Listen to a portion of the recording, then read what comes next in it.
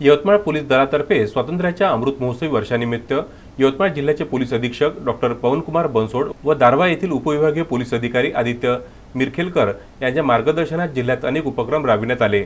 त्याचाच एक भाग म्हणून नेर येथील ग्रामीण रुग्णालयात भव्य रक्तदान शिबिराचे आयोजन करण्यात आले। या शिबिरामध्ये यवतमाळ येथील चमूला प्राचारण करण्यात आले।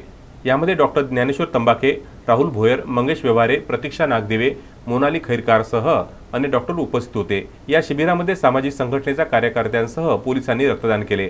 या कार्यक्रमाचे आयोजन पोलीस स्टेशनचे पोलीस उपनिरीक्षक रामकृष्ण जाधव व पोलीस कर्मचाऱ्यांनी केले।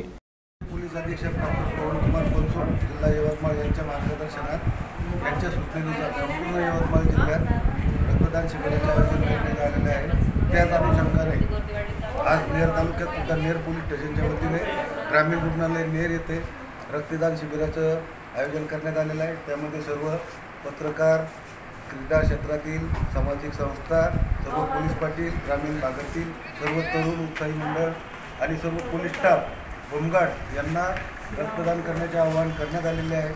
रक्तदान शिबिराला आता पाहता चांगला प्रतिसाद मिळत आहे। धन्यवाद। नवनाथ दरोई, विदर्भ न्यूज, नेर।